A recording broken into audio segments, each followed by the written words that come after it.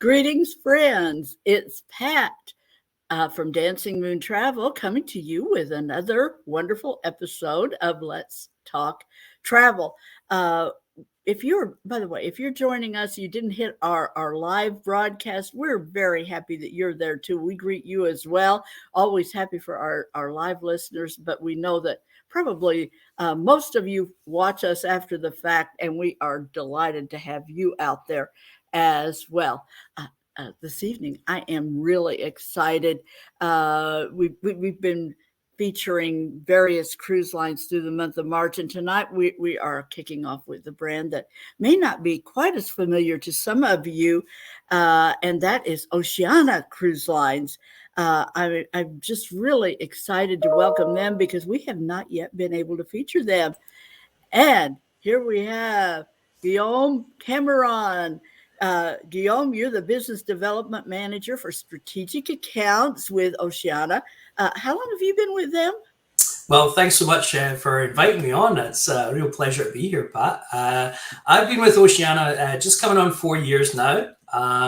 In the industry as a whole, mind you, I've had a little bit of experience in quite the last few years.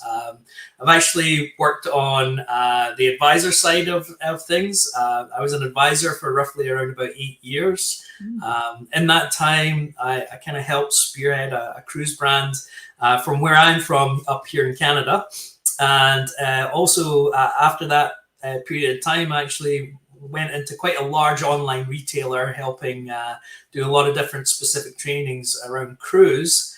And then even previous to that, going way back, I used to work on cruise ships. And I spent about 4 years on ships myself. I've got roughly around about 300 cruises under my belt. So, I think basically the last thing I need to do here is basically own a cruise line, and then the circle is complete, so to say. That is pretty amazing.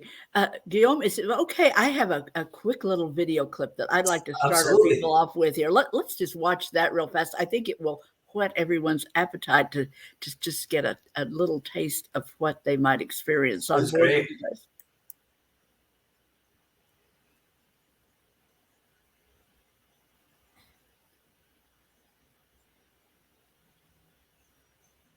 Well, that's not working very well. There we go.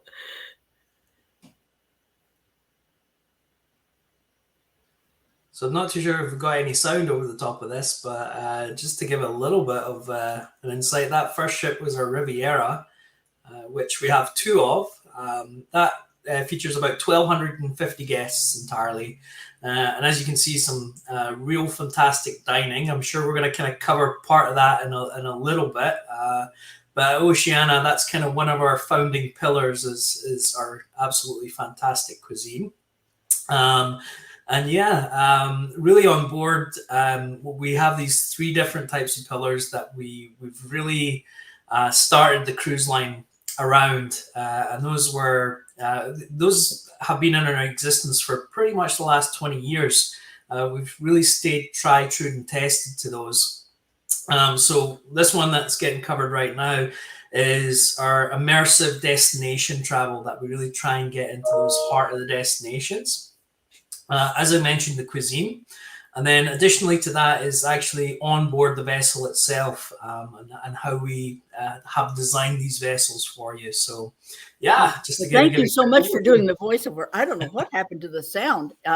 When I was watching it earlier, after recording it, it was there. But things happen, folks. It's technology. And any of you who know me know that I am not the most I'm not a tech expert, but I don't know what happened. But anyway, beautiful video, and what an incredible feeling you get for the Oceania experience from watching that.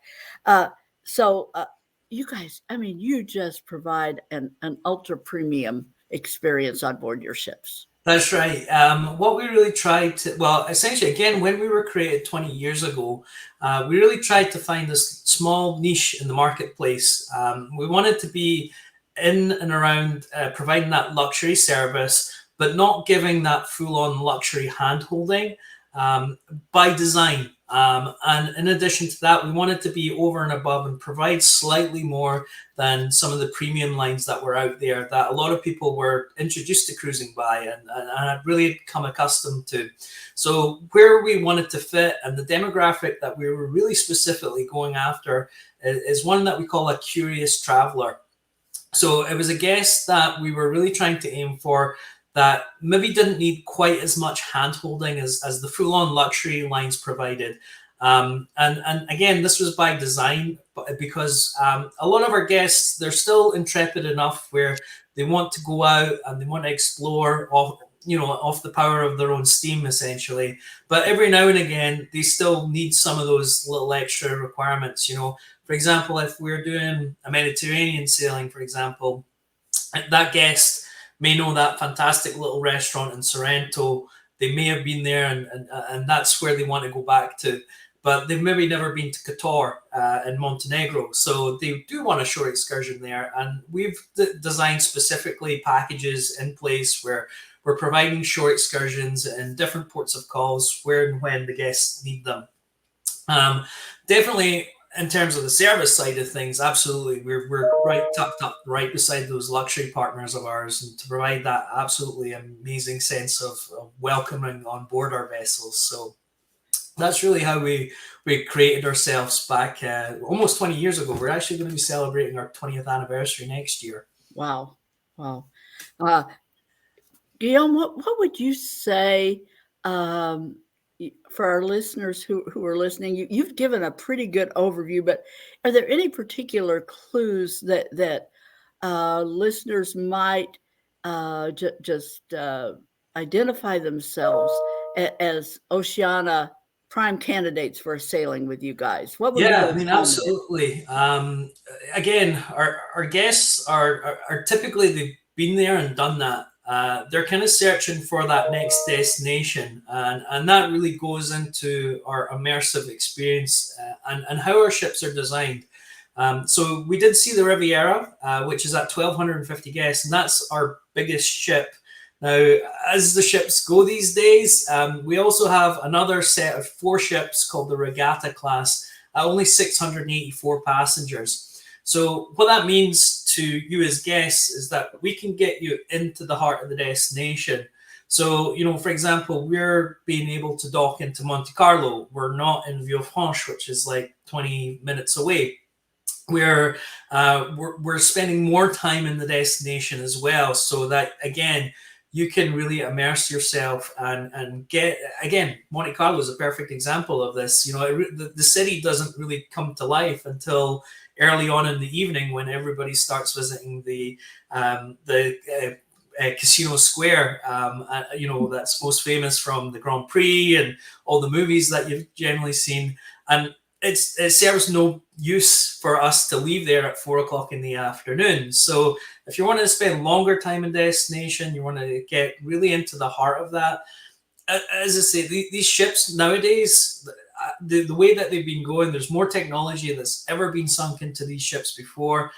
They're getting larger and larger. They're almost becoming the destination unto themselves. But for us, we want you, the destination is always going to be that for us. We want that to inspire your travel. And we want you to be involved in the heart of that destination. So by design, that's really the kind of travel that we're looking for, and you may identify yourself as. I love that. And that's one of the things that I've noticed about Oceania. You're not about having 3 sea days on a 7-night itinerary. You guys are in port, you're destination centric. You want people who want to be off the ship and exploring, not people who just want to hang out on board and do the climbing wall and the go-karts and the roller coaster. And that's not your place in the industry. And it's for the explorers. Absolutely, yeah. And it's not just the destination that lends itself into that. Again, as you just mentioned, perfect example is like the rock climbing walls and the go-karting things. We simply don't have that. the way that we want you to get to the destination is in a relaxed manner. The way that we've designed the ships, we've actually done them in what we call a residential style. So it gives aspects where we're really trying to focus in on the design of those vessels to make them feel actually maybe close to what your own home is. And that, for example, we have this absolutely beautiful library on our regatta class with this beautiful painted ceiling. We have a fireplace in that library. Now, that fireplace doesn't work, but it gives you the sense of being at home, that you can sit beside the fireplace and in a beautiful leather sofa to read a book and take some time to enjoy yourself whilst you're on the vessel itself. So that's another design aspect that we've really thought into as well. I will just say that I was on board the Riviera, but just before the pandemic, a few months before that, for an inspection. And one of the things that really struck me as I explored that beautiful vessel was just the nooks and crannies, the chairs that just, it made you want to just nestle in, just think about getting a book. It was very much like being in a lovely home where you just wanted to settle in and relax and enjoy being there. It was lovely. A question that people always want to know, what's included with the fare on an Oceania voyage? So we're a very tailorable cruise line. So one thing that you can do is that you can dial us up as much as you need to. So if you do need to have those short excursions in every single port, we can absolutely do that. You can, to the other side of that, you can dial us back as much as you need to. So one thing that we have at Oceania is we have just one standard offer called O-Life. Now, O-Life gives air included with the price of the sailing. So we will get you to the destination with our air. And in addition to that, we will always include either quite a few different types of amenities on board. So we know people want to be connected these days. We know people want to share those experiences with those back at home. So internet is always included. If, for example, we were ever outside of the city centre, we'll actually provide a free shuttle into the city centre every 15 to 20 minutes. Included as well is we charge no additional charge for any of our specialty restaurants. We charge no additional for anything that's non-alcoholic. We will charge, we do not charge for access into the spa or into the gym. It's just the treatments that we ask. So fitness classes are included in there. And for example, as well, one of the big trends that we've seen recently, and it seems like a small thing, but it can make a huge difference, is actually include laundry if you're in some of the higher categories. And we also have a laundrette. My small thing is that I detest having to pay $7 to have my shirt pressed, and I can go into the laundrette and just press my own shirt.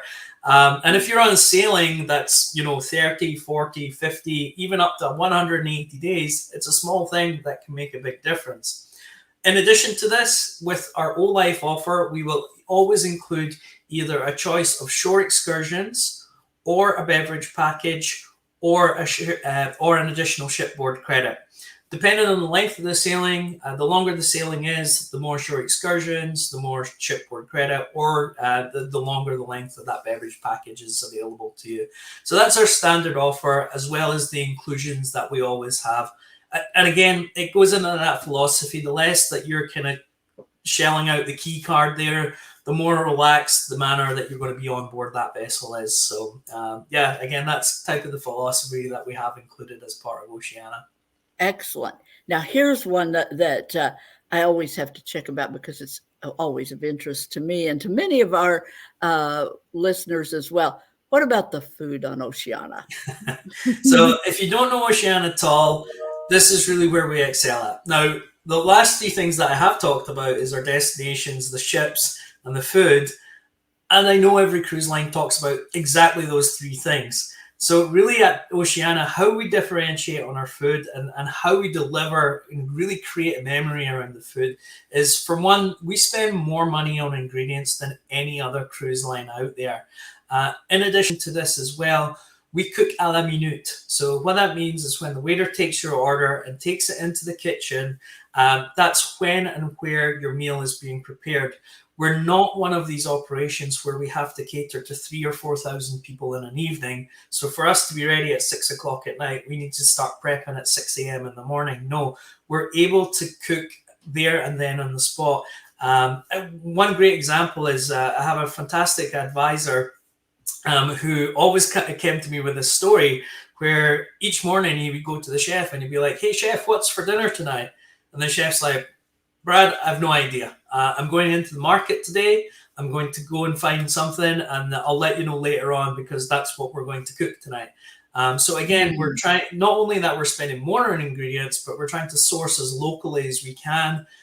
We've developed a relationship with lobster fishermen up in Maine so that we can bring you fresh lobster every day. Everything is made from scratch. Our executive head chef is Monsieur Jacques Pepin. He was kind of one of the very first celebrity chefs, very famous from that kind of Julia Child era. Few people may have heard of him. Yeah, a few people may have heard of him. Jacques himself oversees the executive menu for our grand dining room.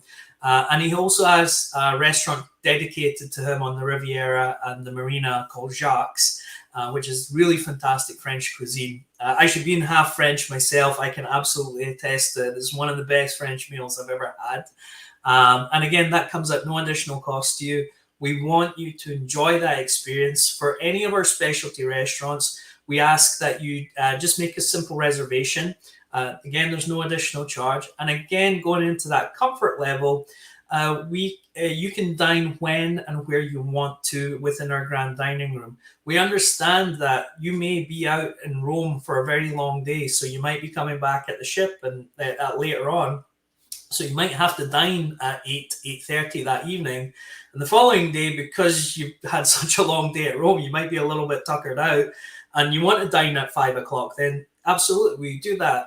Additionally to that, we have no formal nights. It goes into that relaxation. We want you to enjoy your sailing, and we don't ask you to be wearing a suit and tie and to be able to go and dine. So again, it really goes into that overall experience for our dining. And really, it goes into the taste that makes this huge difference, which really creates a huge memory around Oceania.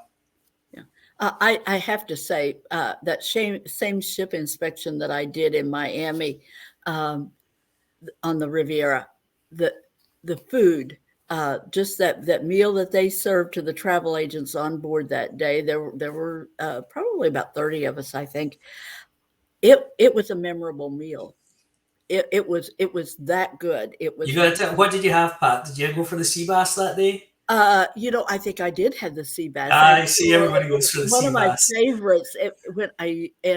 And it was one, and the dessert. The dessert was absolutely. It was amazing.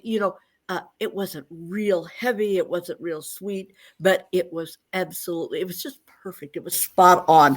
Just a perfect way to end a meal. Yeah. So, and I'm no longer. I'm not a big dessert person these days. But that one, it just hit. It was the right note. So you guys really know what you're doing in the culinary department. What about onboard entertainment, Guillaume? What do you have in the? So again, it fits into this mindset of the curious traveler. So it depends on the vessel that you're going on. So the larger vessels specifically actually have their own theaters. So you'll have those shows and again, we'll try and fit those in with the destinations that we're traveling to. So, if we're going down to South America, you may find that we've got tango dancers on board. We usually tend to have like a string quartet on board as well. We will maybe have a magician or, something a little bit more fun when it comes to that side of entertainment, especially like, for example, on this is the Marina. This is our largest vessel.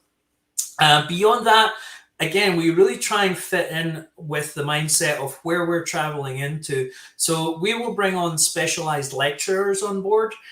So if we are, for example, visiting into the Mediterranean and we're going into Rome, we may have a lecture on, ancient Rome, ancient Greece. These are kind of very what we call edutainment.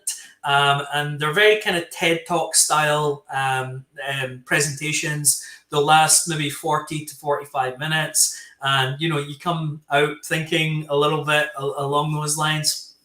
Again, Oceania guests are doers.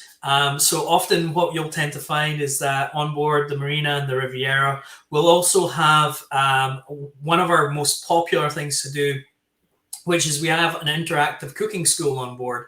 So obviously you're trying this absolutely fantastic cuisine that you're on board with Oceania. So you get to doff your own Oceania chef's hat and you get to try yourself out at that. And we have this great cooking school that's available for you to try your hand at your own cooking. And as well, on all the vessels as well, we have an interactive art gallery as well. So again, going back into the design of the vessels, often the time you'll find we have original artworks from the likes of Monet and Dali. So if you really are getting inspired on your artistic side, you can go into our artist loft and try your dab hand at creating your own masterpiece yourself. So those are some of the entertainment we have on board. Obviously we have our sports decks where we have some of the classics like shuffleboard and putting and the things like that. And again, it goes into that design element where we've also tied in our spa throughout the vessel. So we have a brand new spa concept called Aquamar. So not only are you able to do these different types of spa treatments, we also have menu items tied into this kind of wellness and healthier living style. And additionally to that, we also include this as part of some of our shore excursions. So that might be like meditation on the beach in Thailand, or going kayaking in Alaska with, looking for different types of wildlife, that type of thing. So again, there's a lot of different types of concepts that you're able to go on board and really entertain yourself in that manner as well. Wow. So a real array of entertainment that to appeal to the type of passengers that you guys attract on board. Now, Guillaume, that you guys have a small fleet, admittedly, but I just wonder, does the shipboard experience vary dramatically from one vessel to the next, or is it pretty consistent one to the next? It's a pretty consistent level across the different. Now, obviously there's pluses and minuses going on the different styles of ship. Obviously, the larger vessel will tend to have slightly more amenities whilst on board. Having said that, the smaller vessel can get into really those small ports of call. For example, we have sailing that usually tends to happen in December time, where we actually go from Miami round trip for around about 20 days. And as part of that trip, we will actually sail up the Amazon for a full 7 days. So we're not only, so when you have some of those smaller vessels, they have those advantages of those different types of interesting ports of call that you're able to get into. I would just say, Guillaume, I did that years ago. Now, I wasn't on Oceania, but I did that Amazon, up the Amazon River. And folks, there's not a lot of people offering it. Oceania is offering it now. And what an incredible experience. I can tell you from it is one of those things that's unforgettable. You feel like you're on a different planet most of the time. Yeah, and then not only this, we are actually very excited as well that we're going to be launching our newest vessel. We've been in existence 20 years. It has almost been 10 years since we've launched a new vessel. And actually just a couple of weeks ago, we launched what we call the Oceania Vista for its first sea trials. And it will be launching its inaugural season in the spring of 2023. We've launched a 6-month batch of itineraries for this inaugural season. And it's something that, we've encompassed all those aspects around the design elements of the vessel, around the culinary side of the vessel, and around the destinations and heart of how we're going to be able to get into those destinations. And the decor is just unbelievable. I've actually recently just renovated my house, and I've got to say my wife is completely sick of me bringing ideas from, hey, check this out on the Oceania Vista. We should maybe try and do some of this on it. But it's just a stunning place to be on board to sail.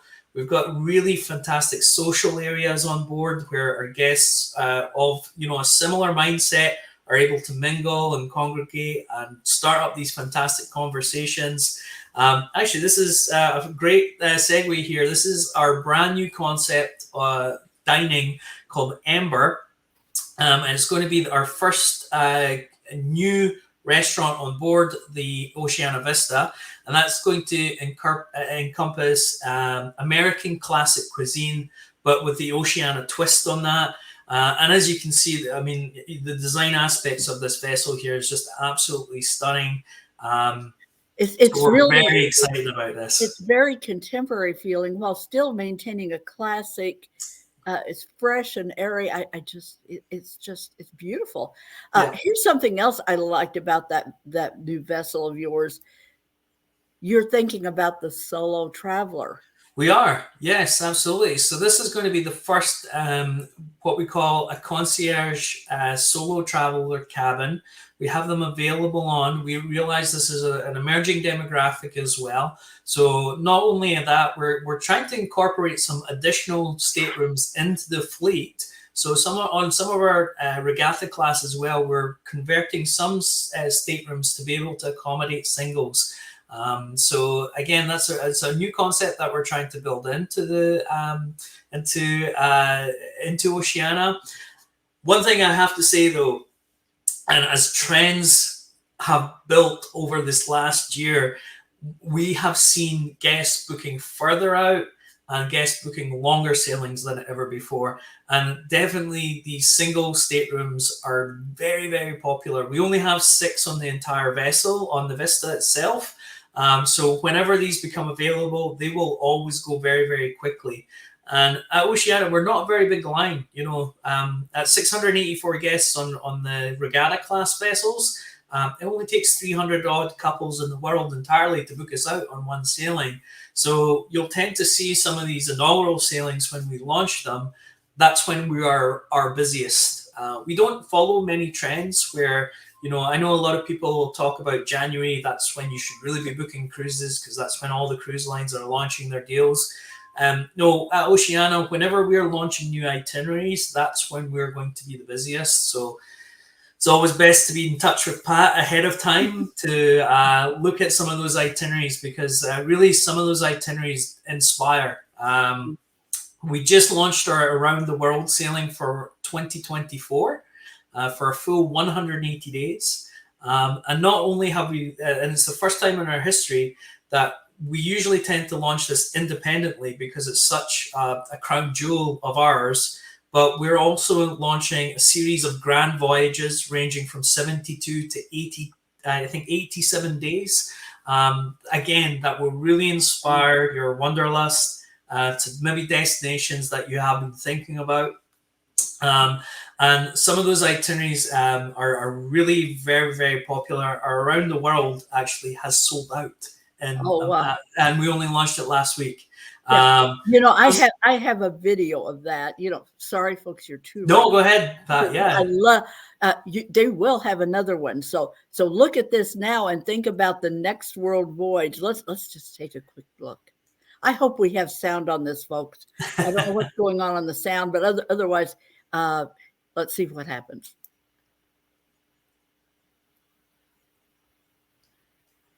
Well, no sound. No sound on this one, unfortunately. But it really inspires. For 180 days, it's one of the longest world cruises in the marketplace out there. We really try and inspire with some of the destinations. One thing that I would say with this one, for that full 180 days, we have almost 1/4 of our destinations where we have overnights at. So again, it's not just getting around the world as quickly as we can. We're really trying to get into these different ports of calls. As you can see, we're visiting 5 different continents. Almost 1/4 of our stays there are overnight. And it really inspires 96 different types of destinations that we're getting to use. So almost a different port every day, every second day, should I say. And not only this, we understand because it's our world cruise, we include a whole lot of additional extras with that. We have launched the 2024, and this is the theme for this year. we're trying to release more inventory than we have ever before. So it's always great to be in touch with Pat to get her to find those different types of itineraries that we are launching. And this year, it's going to be a very unique year. I can't really release many details at the moment, but we have a lot more coming soon, potentially with another world cruise as well. So, wow. So yeah. folks, book early and book often, and book Oceania. You just cannot do better than Oceania. If you love those destinations, you love good food, you love what you've heard tonight. So, folks, thank you again for joining us. Thank you, Guillarme. We really welcome you. We're so glad to feature Oceania. And tonight I have our drawing. We're going to give away another set of those fabulous reusable luggage tag protectors for you frequent cruisers. You must enter Oceania. If you're a live listener only, Oceania, Oceania, in the comments section right now, and we'll have a drawing to give away another set of those really useful luggage tags. Guillarme, thank you so much for joining us. And You're very welcome. Thank you so much for having me. Love Oceania, and I'm seeing more and more of our clients heading in your direction these days, and I'm delighted for that. Great. Well, I really thank you so much for hosting us today. And yes, we really would welcome you on board just to create those memories, essentially. So thank you so much. Okay. Bye, everybody. See you again next week for Let's Talk Travel.